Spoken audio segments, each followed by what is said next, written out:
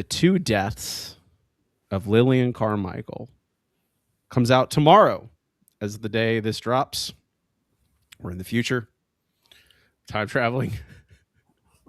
I love time traveling. So Yeah, exactly. Before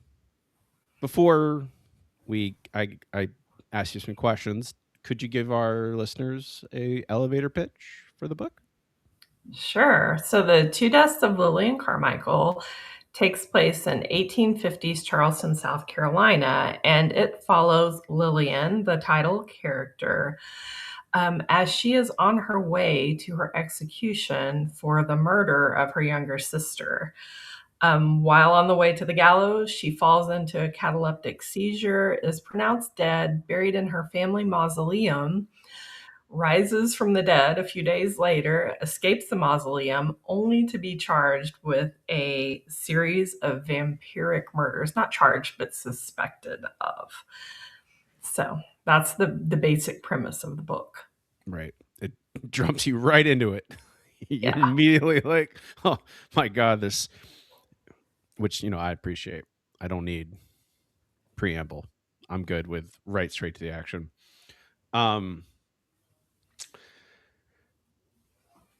I've been reading lots of Gothic stuff lately. I don't know if it's in the air or not, but I've been loving it, all of it. My first question. So, masks, disguises,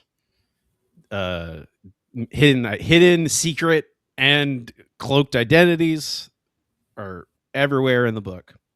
Mm-hmm. Everyone is wearing layers of artifice.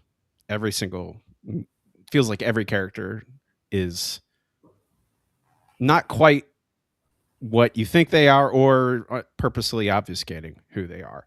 So, how do you decide how much of that artifice bleeds through to readers? How much Lily can deduce, how much a reader can deduce, and how and when to keep them separate?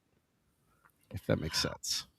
Oh, that makes total sense. And that's such a great question. Very deep. I think with the deception and the artifice in the book, it's almost works as a larger metaphor for Charleston as a whole during this time period. I did a lot of research on pre-Civil War Charleston, and I went to Charleston to really get a sense of place and atmosphere when I was writing the book. And Charleston, at the time that the story takes place in the 1850s, was very much a place of artifice. You had all of these really wealthy people who were the so-called chivalry. That's what they call themselves. They considered themselves almost aristocrats, like on par with like the royal families of Europe. It feels like that. I was like literally the entire time I was reading this feels it like I know it's set in that time period, but it also feels almost medieval. Like it's because there's like all this systems of like caste system of classism, like heavily ingrained in all movement. Yeah, and that happened throughout the Deep South in the pre-Civil War era, and it was one of the big factors for the Civil War. But also, it was cultural too, in that there was a huge admiration for medieval stories and authors. Like Sir Walter Scott was very venerated in like the Charleston area and the whole Carolinas, and so there were a lot of streets named after characters, and like just the way that Charleston society viewed his stories informed their behavior. They would promenade on the barracks every day, and they would do all of these things that just kind of in these lavish balls. But there was a huge divide in wealth between the upper class and the lower class, and the lower class, of course, mostly were enslaved people who were owned by the so-called chivalry. And so there was this huge class disparity. And Lillian, being a former debutante whose father was a secret abolitionist, had kind of a view of the hypocrisy that was happening within society. She was a merchant's daughter, so she wasn't like in the upper echelon of debutantes. And so she worked in between worlds in a way. She was in this like liminal area on the fringes. And so when she's convicted of this crime and her entire family is basically they basically become pariahs because of their abolition work and also because of her supposed crime that she commits. And so she becomes on par and hunted with she becomes one of the lower class people, and so she starts to see all of these divisions between the classes in Charleston. And so I think the artifice in the book helps to describe and have a conversation with the greater society as a whole during that era. When do you, this is very in the weeds, nuts and bolts question, but when do you decide to hold a reader's hand and spell out this is who this is. I want to point specifically at what I'm disguising and what I'm hiding and what this character is disguising versus when you let it kind of linger, I guess, in the background. When do you let it? No, I want it to be subtle, and if someone doesn't pick it out, so be it.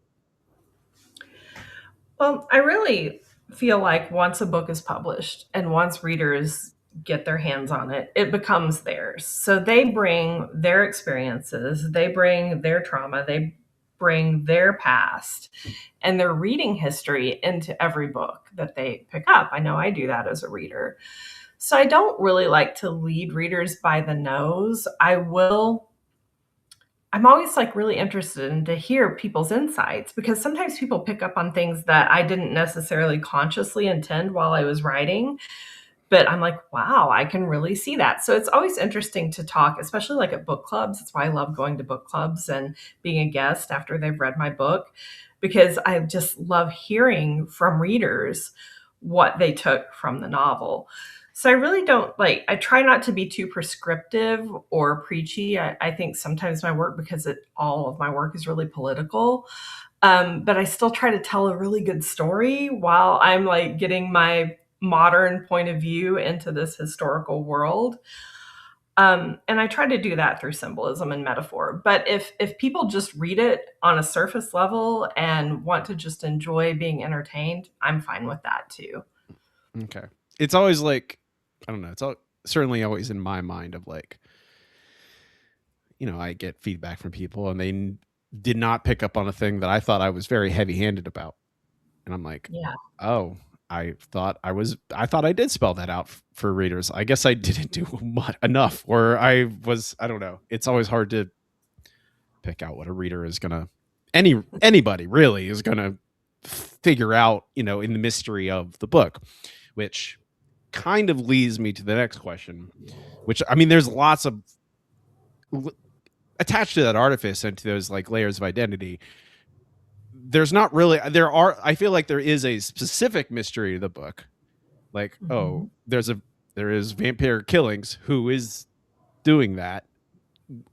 But there's also lots of, other questions about people's alliances and ethics, and if they're good or bad, or if they are, intrinsic, like actually, romantically and attached to people or not, or if it's just a dalliance, it's just a cheap affair or whatever. But the killer's identity, the Mm-hmm. vampire who there are, I was like, well, I try not to spoil books, specifically a book that's not even out yet technically. But when I started reading the book, I'm like, I look at the chapters and I'm like, oh, a vampire. It literally, spells it out, like a vampire's journal, a vampire's diary. So as you're working on the book, are you feathering the reveals of that mystery as you work through the story? Are you peeling back stuff in drafts and be like, no, that's too obvious. I need to. Are you like peppering in clues meaningfully, or is it just, oh, this is the way that I wrote it and I like this? How intricately are you feathering the details of those mysteries, or that specifically that mystery? Well, with that mystery, I had a quandary. So I had a decision to make, especially during the revision process when I was going through my first round of global edits or developmental edits with my editor, Jody Warshaw, who is amazing. And we had to kind of decide, okay, do we want this vampire to be a real vampire? Do we want this vampire to be a human being? And so I was like, okay, I usually pick the supernatural option with my books. And I don't want to give anything away, but really, what the vampire, he works as a bit of a catalyst to make Lillian confront some of the issues with Charleston society and also her own privilege. Because even though, she grew up in relative privilege, she's not so privileged when the story opens and as it continues. And she starts to see that, as a white woman, she has all of this privilege. And parsing out intentions, you brought up a really good point about how everyone in the story is kind of interrogating like ethics and who is honest and who is dishonest and who is telling the truth. And as a somewhat of a murder mystery, this novel, that's part of writing a mystery, is just trying to figure out who is trustworthy and who isn't, who's a reliable narrator and who isn't. Especially in this one, is Lillian a reliable narrator? It's a good question. And yeah, so I did pepper a lot of things through as I was drafting, and then I went back and I added more as I was revising, and that tends Okay. to be my process. Okay. I I always am really curious because it feels like everyone I ask, they always have entirely different strategies about how they get to effectively the same goal. Like, oh, I want to be this, and I want to be intriguing. Were you consciously like, I want readers to be able to solve this before the reveal happens, or is it no? Well, I'm gonna give some clues that I think are interesting, but if they figure it out, that's great. If they don't, that's also great. That tends to be my thing. Like, if they Okay. figure it out, it's fine. I still would like them to be intrigued enough to finish the story. I do like a real gut punch of a twist, like when an author does that well, where it seems to like, oh, oh my gosh, I never saw that coming. I always like it when a reader gets finished with one of my books and says that they want to read it again so that they can pick up on all the breadcrumbs that I left. And I think that's a huge compliment. And I love to do that too with a really good thriller. I almost like to read thrillers and suspense novels on a forensic level as an author, like to just kind of deconstruct how they did it. My friend Susan Walter is an amazing thriller author. And so her work is very inspiring to me because she can write really good twists. And Elmar is another author who writes excellent twists. Even though I'm not technically like a suspense thriller writer, I'm a gothic fiction, but suspense and thriller pacing is part of a gothic suspense novel, especially like in the back half of the novel. You want to have that rising action really accelerate. So I think it's a little bit of both. I really enjoy having readers question throughout, like, am I right? I like throwing a red herring in every It now and worked. It then. worked on me. I was the Good. entire time. I was like, a lot of I don't know. Anyone who reads a lot, you kind of just start to pick up and especially if I write too. So it's like I know you see those tricks, like you said. It's on a forensic level where you're like, oh, is this a purposeful red herring? Is that feels just very obvious, but maybe it's very obvious on purpose. Maybe she's playing a trick on me. So I'm like, oh well, but I was still very much engaged. I was like, well, I think I know. I think, but I'm not sure. It feels like Yeah. and then there's little tricks that are like, oh wait, I can't. That challenges my assumptions. I like that. That's really good. This is okay. Next question, unrelated, but it is a thing that this is a selfish question because it's a thing that I I think I struggle with. Sex. Yes. Um, it is another lens, I feel like, of Lillian's freedom and Mhm. access to power, or lack of power, powerlessness. So how do you decide when in a story to in a scene, a romantic scene, when do you, I'm gonna fade to black in this scene. We're not gonna see any explicit sex. And then Mhm. you, or when you know, oh, I need to provide that in this scene. This scene needs to have that detail. It needs to become an explicit sex scene. Do you, is there like a I don't know, a key in your mind? Is it all instinct when to dial it up, when to dial it back, when to show that to readers and when to not? Yeah, it is kind of instinctual, and I think too with my prior books, there's sex on the page in my prior books, but I mostly fade to black before everything really accelerates. And some of that's an editorial thing. Like my publisher at first was kind of shied away from me showing explicit sex on the page, and like my new editor is like, go for it. If it serves the story and it makes sense. I try not to put gratuitous sex on the page. Like it really has to serve the plot. And in The Two Deaths of Lillian Carmichael, you have this young woman who has been incarcerated for a good period of time of her youth, of her coming of age time. And she doesn't really know who she is.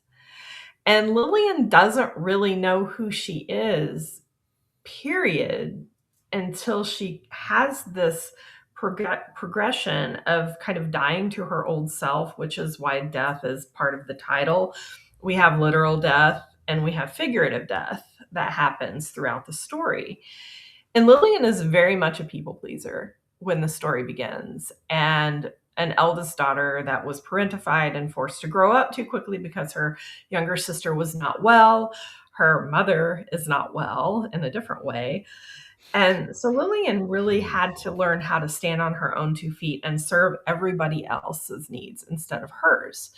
So when she meets Kate, she has this sexual awakening and she realizes, well, maybe I'm not who I thought I was. And so the sex serves as another catalyst for Lillian to discover what she wants, who she is, that she's worthy of love, because there's a part of her that doesn't feel like she's worthy of love, especially given her past. And all of that, because her younger sister was the so called beauty of the family and got a lot of attention for that, Lillian doesn't really embrace who she is until she meets Kate and she starts to see herself through Kate's eyes.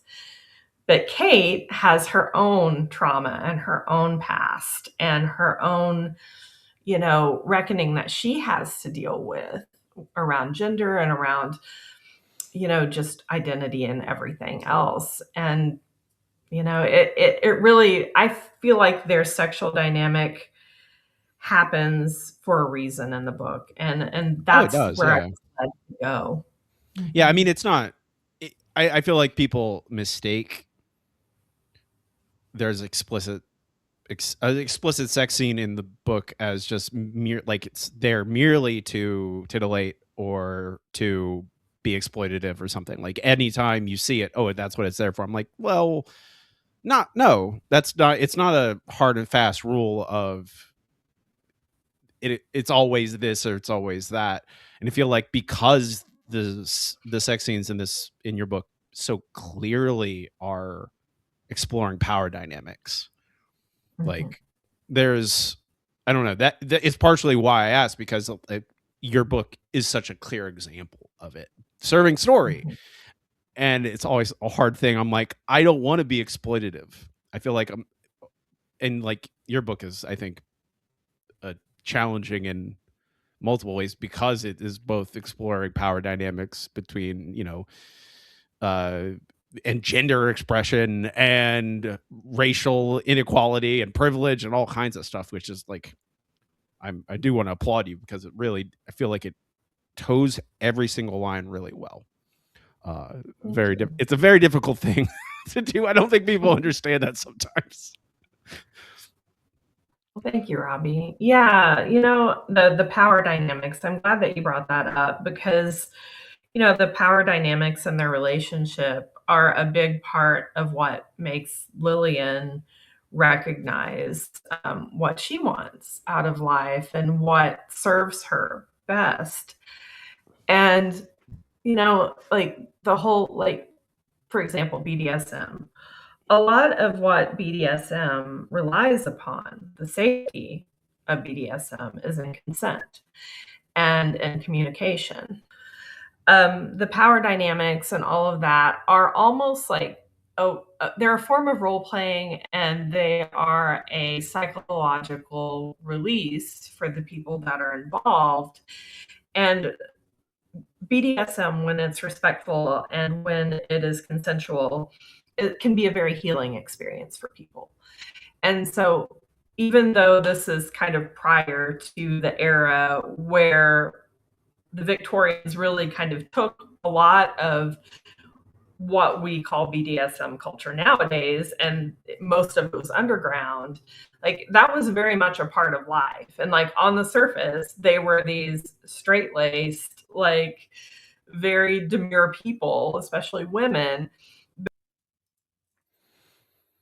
things. And like sexuality in the book also, like from a medical perspective, is explored, and how sexuality in women especially was demonized and used as a tool of subjugation, and to shame women into not enjoying pleasure or thinking that pleasure was something that spoke to like issues, like health issues, like hysteria.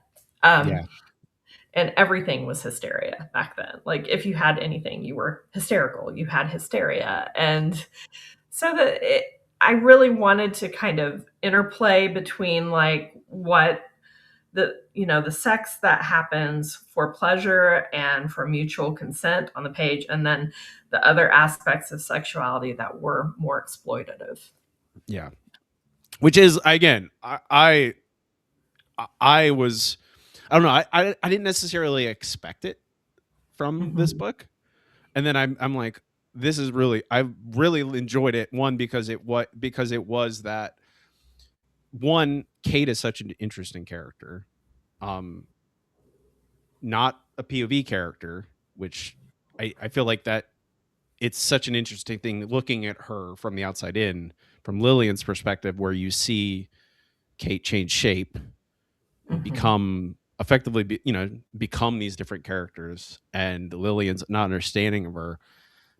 And Kate, I don't know, was Kate intended to be like a, I don't want to say full on trans allegory, but Mm-hmm. she definitely is completely like she is a complete departure from, it feels like, everything else, all these other, I don't know, acceptable forms of gender expression, at least in that society. Kate's like, no, Mm-hmm. I'm a man. Today I'm Yeah. this man. I'm this character because I'm an actor. It's more acceptable, but still, she is, and the fact that she takes that into the bedroom in private, technically, even though there's that, it's another really interesting. I love Kate and Lillian's dynamic because Kate's an actor, and because of Lillian's past, you're never, as a reader, I was like always questioning Kate because she's Mm-hmm. such a good actor, because she's had to be. Mm-hmm. It's a survival for Yeah, her. exactly. And I'm like, well, you think, well, it's just them.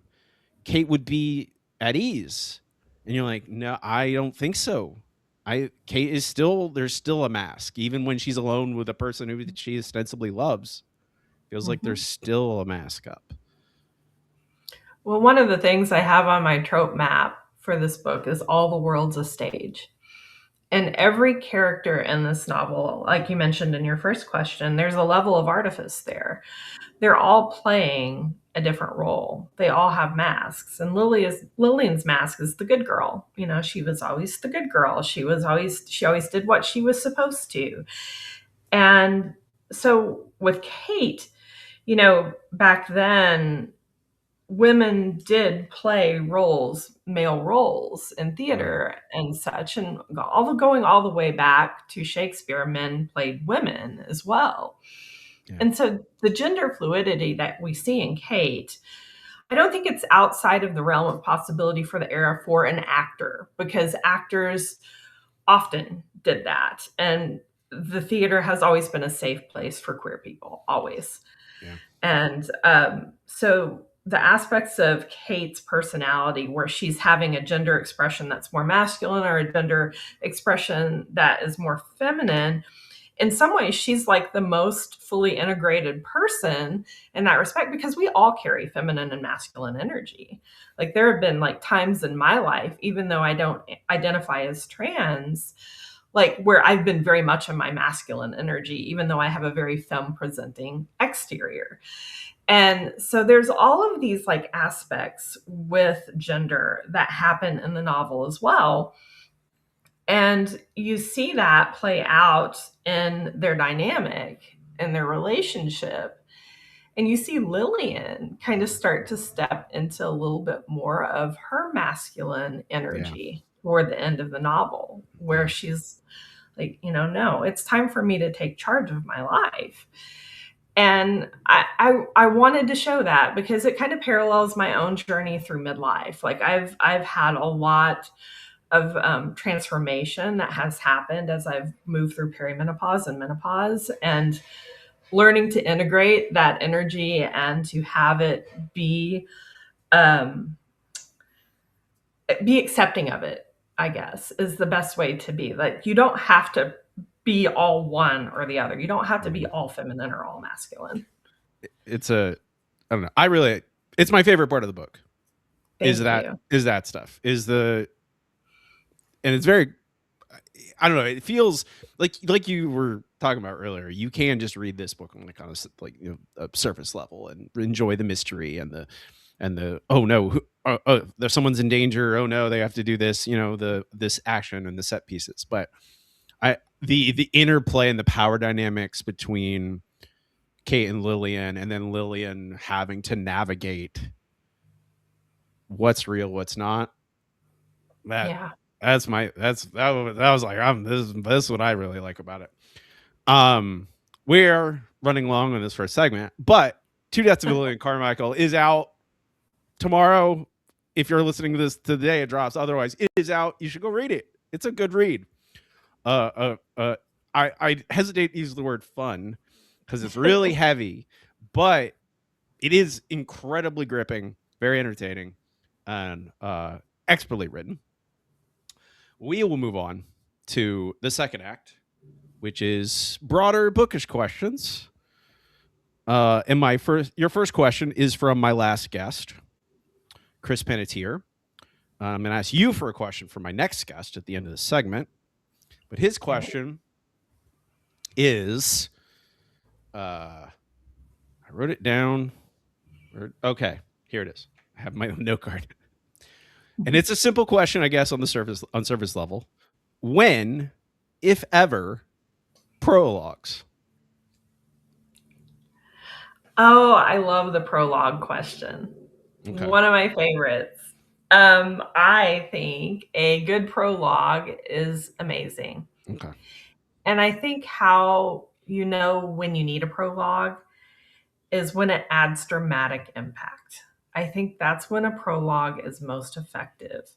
I don't think prologues that are lengthy are great. I think when you spend a lot of time in backstory in a prologue, it can really drag the reader down and not make them want to read forward. But when you have a scene that maybe happened in the past or even happens in the future that a reader can go back to after they've finished the entire book and read again and get more insight, I think it can really be an effective tool. And I used it in The Witch of Ten Mountain. And I feel like, you know, I used it wisely there. We have to use our powers as writers wisely. So I'm always for a prologue as long as it adds to the reader's experience and still hooks them and makes them want to read forward. Okay.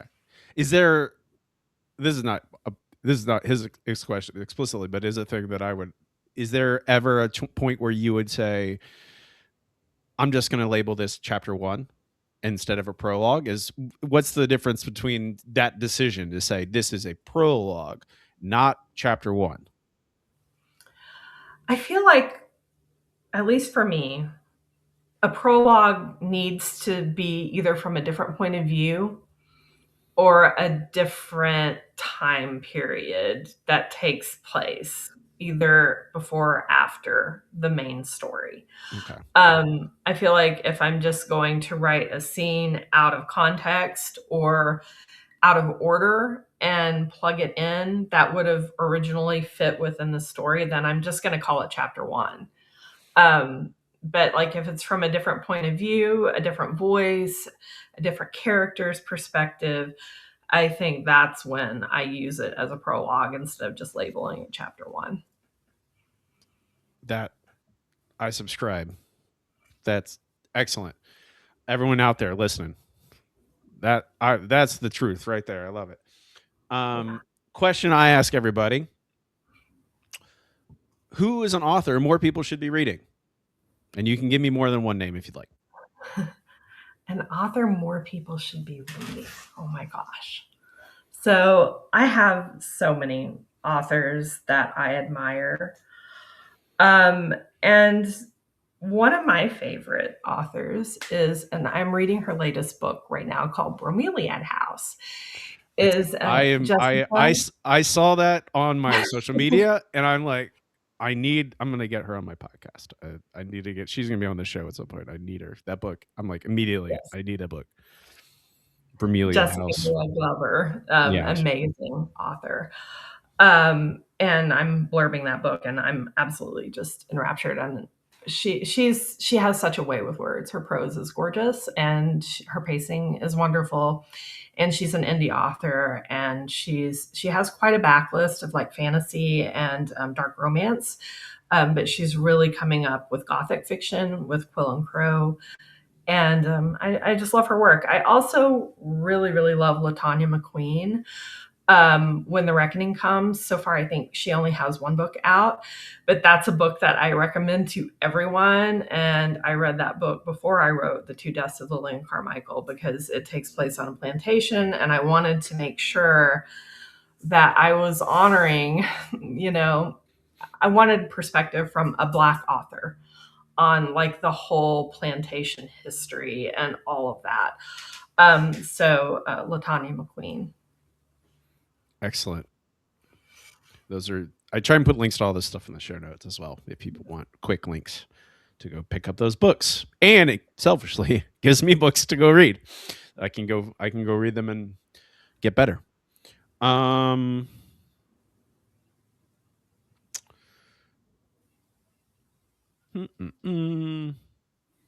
What is a practice that helps keep your writing momentum going?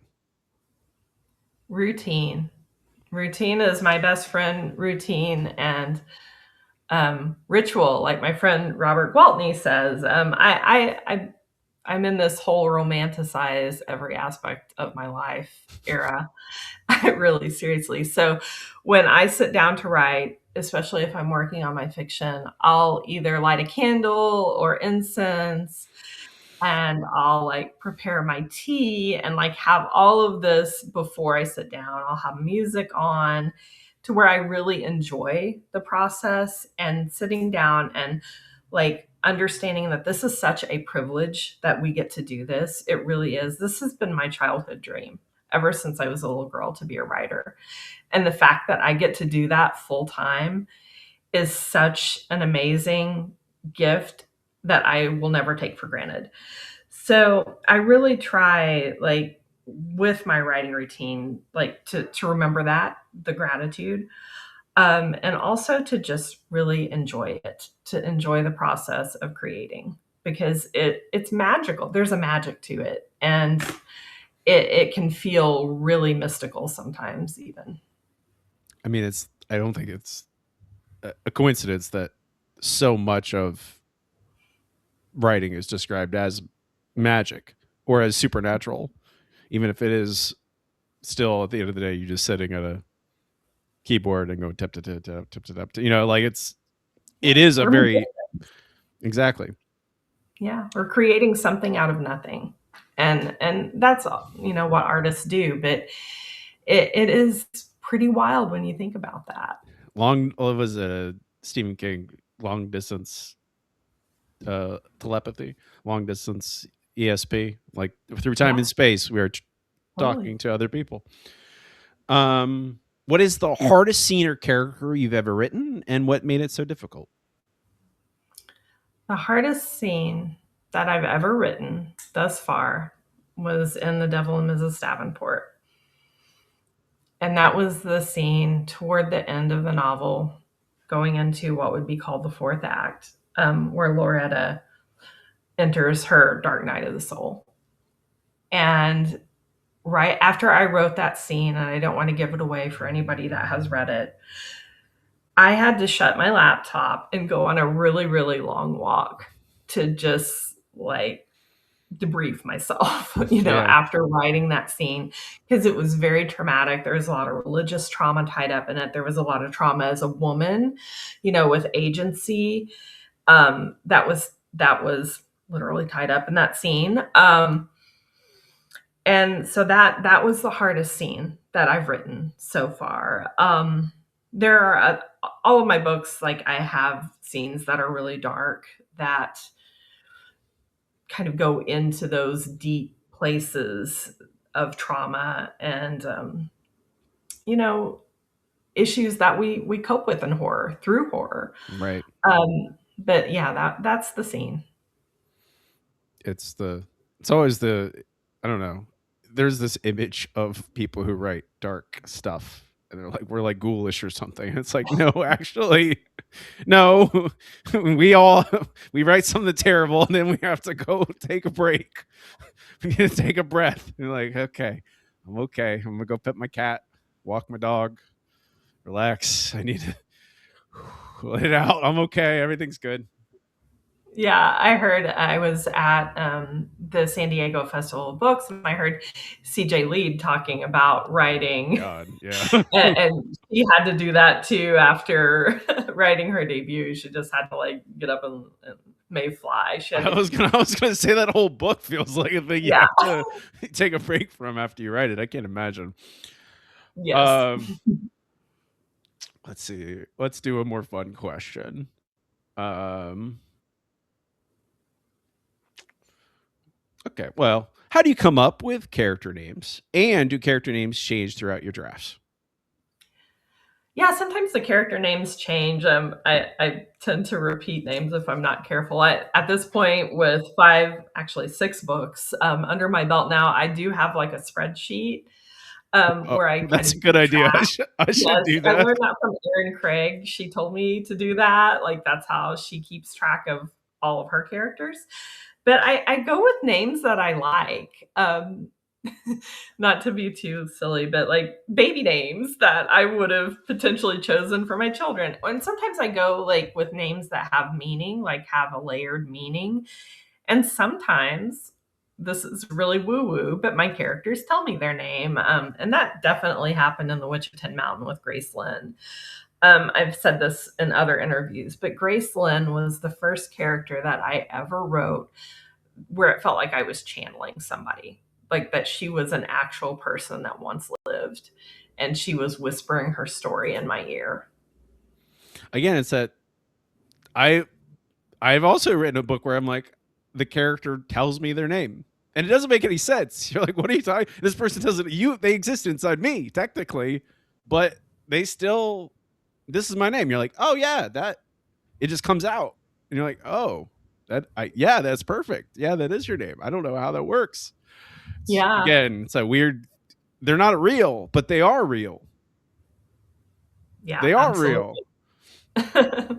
There are people that I really believe that we're all tapping into like some kind of collective unconscious that when we're writing, and I see this happen all the time where two different writers that don't know each other, have never read each other's work, have very similar like plot points or characters, and it just happens, and it tends to happen around the same time. So I'm like, are we like downloading stuff like from the collective I mean, unconscious? now we kind of are. I would say, like, before the internet became so widespread, I would say it's just, well, there's only so much culture and they're just happen to be attached to the same one. But now we are literally downloading. It Yeah. feels like the collective unconscious sometimes. Like, we're both on Instagram, we're both like staring at the same reels float dialed into my brainstem or something. Yeah. I It's don't know. wild, isn't Yeah, I mean, wilds. That's a nice way to say it? it. Well, then we've got the whole advent of AI, which my Yeah, friend Libby Grant has a lot of thoughts on AI and I how it have. could I potentially also be have a a lot of. I also have a lot of thoughts. I'm just. But I'm trying to be positive on this yeah. show, not always be cynical. Um, let's see. When do you know a project is done? Oh gosh. This is so hard because if I had my druthers, I would take every one of my books and change something about them, even still. I think when my editor tells me it's done for me. But like in the first draft, I'm done when my deadline comes for sure. Um, but really, it's more of like, okay, I've made it as good as I can make it without extra help. So then I send it off to like my critique partner, beta readers, and then on to my editor and agent to read. And then, of course, we go into developmental edits and things change. And then I have time, to make it better. But they're even all the way up to the proofreading stage, I'm still reading every single word that I've written. Like, I don't just skim through and like hit all of the notes that my editor leaves for me. I still read the whole manuscript from beginning to end during every stage of the editorial process and change things. I mean, it's a good. It's as good as metric as any. I have to turn it in. Yeah, I have to turn it in so I can get paid, right? I Yeah, mean, exactly. I mean, it's. I mean, there's. I look back at old books of mine. I'm like, I should. I could easily just go in there and because you change as a person, you change as a writer. You wouldn't make the same decisions, and it's not to say that those old decisions are wrong, but you're like, oh, I don't know. It doesn't. There's this one. It's not even. It's not necessarily like big developmental stuff. It's always like little language things. I would personally. That's the things I want to go tinker with. I'm like, I would. I can remove some seds. I don't need so many seds. I don't need all that. Let's cut some yeah, out. Why would you do that? But then you're like, well, at the time, I thought it was a good idea. I was sensitive. Let's do. Let's do one more question. Um, what is the book that rips out your heart? oh my, the book that rips out my heart.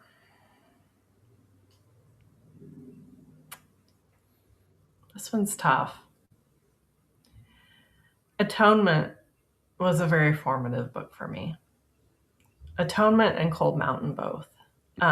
Both by male authors, which, I read mostly women authors, but I do have to say those two books are in my top 10 of all time.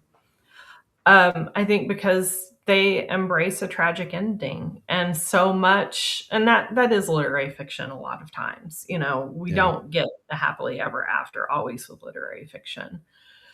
But what I enjoy about both of those books is that they embrace the grief, the loss, the human experience. And I really admire when authors are able to do that and where, yes, your heart is ripped out, but it's ripped out in such a way that the beauty of the heart ripping leaves a deep, deep mark on you and it makes you want to be a better writer. And when I read a book that makes me want to be a better writer, it's just so inspiring. And we were talking about our prior work and how we change as authors, and really that's all about what it's all about is growth. and seeing how far you've come. And you can take all of the lessons that you learned from prior books and apply them to the future. And when I read a book by an author who really inspires me, it makes me want to be better. I mean, those are my, at this point, when I find those books, that's like the best day of my like, oh my God, this is the best day. I found a book that makes me want to run through a brick wall. Even if it's Yeah. even if it's one of those ones that's incredibly sad. It's like, oh wow, I need to get better because I need to be able to impact someone the way this book impacted me. Yeah. Oh, I have to also mention Beloved by Toni Morrison. That's Beloved. another one. Yeah, Mm-hmm. Beloved's Yeah, great. absolutely. Beloved is a book that I think is still underrated. Mm-hmm. Despite the fact that at this point it is part of the canon and it's a classic and recognized and respected, I still think it's an underrated book. More And people it's need part to of the read it. Gothic canon, and I think a lot of people don't realize Oh that. yeah, it's a horror book. Beloved's a gothic horror, yeah, for sure. Yeah, absolutely. I feel like we're finally getting to the point where people are allowed to call a classic, a canon literature book also a gothic horror novel. It's you guys, it's okay. We can do it. It's all right. I feel like, I don't know. When I went to school, like, no, we don't read that type of thing. It's not respectable. It's still low art. You're like, no, or we don't call it a horror novel because it's respectable. Horror isn't respectable. Gothic's not respectable. I'm like, what are you talking Isn't about? that funny that genre fiction is not considered as respectable or as artful as like, literary? And I don't know where that comes from. No, I mean I kind of know where it comes from. Prudes, yeah, people who don't want. I mean, I feel like it's finally getting there, but it's taken like 150 years to get there. I mean, I could ramble on all day, but I love the intersection of the discussion about low art versus high art and how the illusory line between the two. I don't want to be on. I've gotten on. I think on our last episode, not the last episode, the last episode that I aired. I got on a soapbox about stuff, and I don't want to do that again. I don't need. I tend to do that too. Yeah, So yeah. I mean, I tell people when my friends tell me, "Hey, Robbie, that's enough." I go, "I'm a novelist. I have a lot of words in me. I can't help it. I can't help it." What is your question for our next guest? Oh yeah. So my question is, what is your favorite part of the writing process and why? So do you like drafting, revision more, and why? That's good. I like that. I love me a good dig into some process questions. Yeah. I like to talk about writing craft.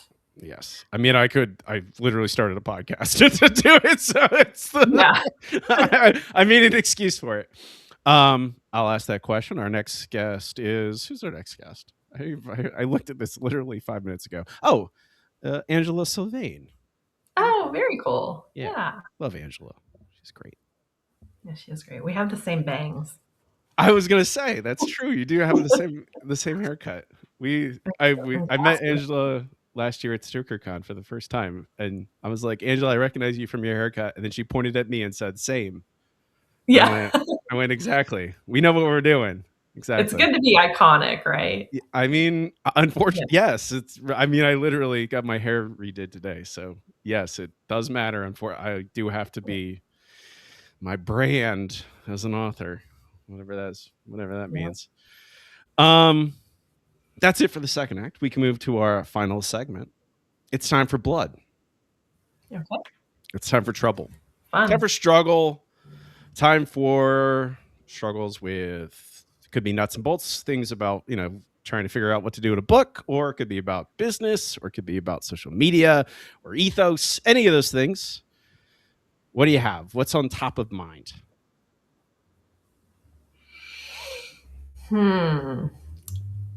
So I think one of the things that's top of mind for me right now is social media and authors.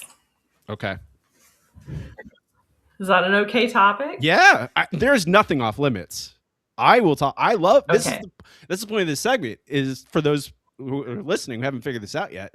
There's a lot of things that people don't like to talk about because it's considered, uncouth to talk about something that Mhm. is a thing that probably, if it's affecting you, it probably is affecting a lot of people out there, or bugging them, or annoying Yeah, them, or frustrating them. So that's, I like to bring these things out and talk about them. It helps us. I agree. Sorry about the lag. I'm seeing some lag on my side. All right. Well, it'll be okay. Okay, it'll all work out. It'll work out. So, my thoughts on social media. And granted, I am a career author who has several books on my backlist. So I don't have to do as much social media as maybe what I used to have to do as a debut author, or I don't feel as pressured to do social media as a lot of newer authors do. But social media to me, if you're not enjoying it, I think people can tell. And I don't think it is really effective if people can tell that it's a burden. So, my philosophy on social media and being an author is only do the things that you enjoy and don't feel like an obligation. I do my new release Tuesday posts every Tuesday because I really like supporting my fellow authors.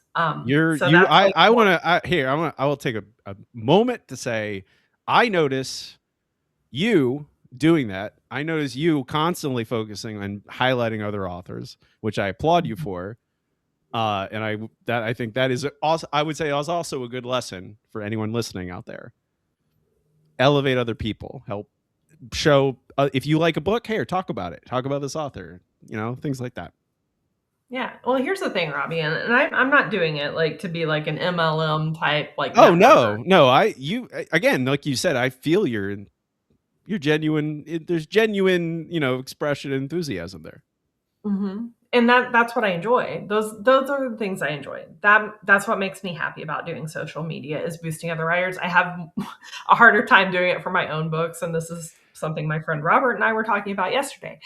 But I do when I do talk about my own work, what I tend to do, like I'll do fun like trends like on social media. Like right now there's one going around like first page, the author and the cover. And I think that's great. That's awesome. I'm going to do that one.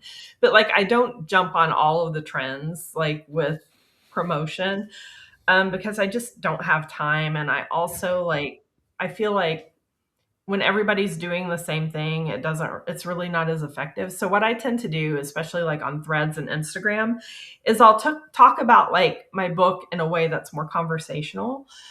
And that tends to get more engagement than if I'm just posting pictures of my cover like every day and like blasting things out constantly with buy links. Because I tried all of that with my first book and I didn't move the needle at all. Like I wore myself out with my debut and just trying to post all the time and creating like pretty graphics and character profiles and things like that. And I did get engagement with that, but I don't think that translated to sales because it still took a long time for my first book to earn out and I was a new author so nobody knew who I was.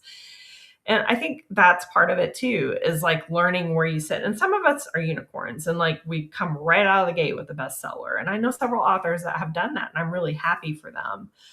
But I do think like doing the things that you enjoy and talking about your books in a way that maybe doesn't feel like a sales pitch can be more effective and like not as stressful. And I see a lot of debut authors just so stressed out worrying about like their launch week numbers and like I got to do this and I got to do that and um, they forget to celebrate how amazing it is that they have a book coming out, something that a lot of authors can't do. Like a lot of, or not authors, but like people can't do. Like there are a lot of people that say, I want to write a book, but to actually sit down and write a book and then to have it published or publish it yourself is really hard. And it should be celebrated. And I'm always like telling newer writers, celebrate every milestone. Amen. Amen to Yeah. all that. I was Viggy Parhampton was on the show a little while ago, and we were talking Love about her. social media, and she was like, I make posts that I think are fun, Mhm. I do ideas that I think are fun. If it happens to sell my book, great. And if it doesn't, at least I had fun making a video or making a post or whatever it is. And I think it's a fun idea. Either way, it's not soul crushing. But what you Yeah. said about you can tell when authors are into it, that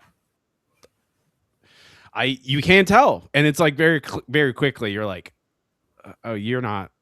I I don't know. Just you just wanted to. I don't want to give people unsolicited advice. That feels really mean to do that, but it's like I don't know. I'm of a similar mind. Like when I post things, it's because I don't I don't know. I know you're supposed to do things every day and be on this certain schedule, and I'm like I can't do that. I have I know. Well, I'll take a picture of my like I'll take a picture of I got a new shipment of books in. Oh look at books. I don't know. I don't. That's because it's an accurate portrayal of my life. But Yeah. I'm not gonna post every day and like what you said, the trends. I feel like I'm just always behind them. I don't know. I don't even notice them in time. They're always Yeah. done by the time I see them.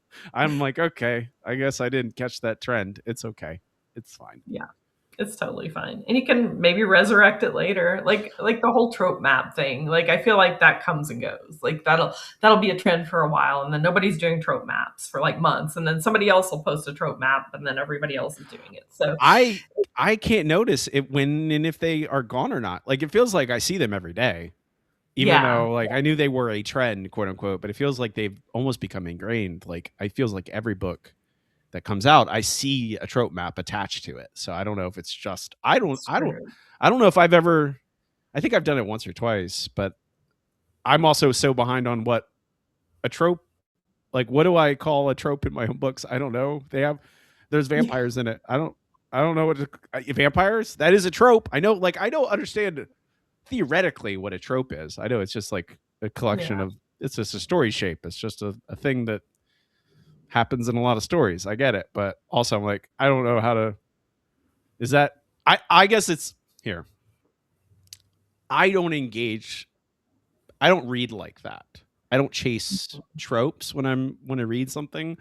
I don't ever think about, oh, does this book have a story shape that I am familiar with or a story construct I'm familiar with? I just go, oh, I want to check out that author. What's their new book? Oh, or what cover looks cool. Sometimes it's just that like that cover looks cool. I don't need a trope map to tell me if I'm going to read a book, but I don't know. That's just like social media, bookstagram, and book talk stuff that I don't. I feel like the oldest man when I see those things. I hear you. I feel very old a lot of times on the internet, especially on TikTok. Like wow, I really admire like the energy that a lot of like book talk and bookstagram people have with like posting book reviews every single day. And like here I have like 7 book reviews that I need to write that are just waiting for me to finish. So it's that takes a lot of energy and I really admire that. I I don't know if it's. I also need to write books occasionally. I think that's the thing. We're Mhm. like, I need to write a book too, and do all the mark in my old books and try and read new books that are coming out for my podcast and just for fun. I Yeah. do like I do like reading. We have to do Just our jobs, right? yeah, Like, I mean, that's the thing about social media. I feel like social media is great, but I think the most important thing is writing a good book. And we're writers. That's what we do. So that should be our main focus is writing our books. I don't like the word should because I feel like it induces shame, but or implies shame. But I do feel like, the reason why most of us got into this was not to be social media heroes. Like we got no, into this because we love to write stories and read stories. I, I like social media when I can find when I find back Mhm. to what Viggy said. When you focus on connecting with both readers and other authors and trying to establish genuine connection with people, Mhm. that's when it's most rewarding. And Absolutely. I 100% agree with that. And it's like if you're not doing that, don't do it at all. You're Exactly. you're and it will make you like this is the thing that I've seen that I have I this is for anyone listening. I almost released a video on my social media complaining about this very thing and talking to other authors specifically. But I'm like, no, this is too preachy, Robbie. Don't do this. Don't put out a video just talking to others, tell them to calm down a little bit. But it feels like there was like I understand because politically the U.S. is on fire and it's very harrowing and terrifying and frustrating. Don't if you're don't let it carry through to you talking about a thing you ostensibly love, which is writing and reading. Yeah. But it's very difficult. Which is the thing. Another reason I did post it. I'm like, well, we're all very tired. We're all very scared. Sometimes that bleeds through. It's okay. Yeah. It's okay. Podcast police are going to come and arrest me because we're out of time. Oh no. I know. I've been mentioning the podcast police at the end of every recording now, so I'm just always like, no, might as well just make it a thing. Podcast police are here. They're gonna say you're out of it. I mean, there's no podcast police. We could record for 5 hours, but I'm not going to do that. No one wants to listen to me talk for 5 hours. Paulette, please, before we go, tell people where they can find you online. Speaking of social media, and where would you like them to go get your books? Well, you can find my books from any online retailer, and you can also request them from your favorite indie bookseller. You can find me online at paulettekennedy.com, and I have a newsletter that I put out every month. That's my main way of staying in contact with my readers. And you can find me on Instagram and Threads at @pkennedywrites, and also TikTok at @pkennedywrites. I don't really post a lot there. I mostly like post comments on other people's videos. So, but I do like a lot of sharing and reposting on there. But that's where you can find me. Okay. All right. Thank you very much for joining me. I really appreciate it. Thank you so much for inviting me. It was great.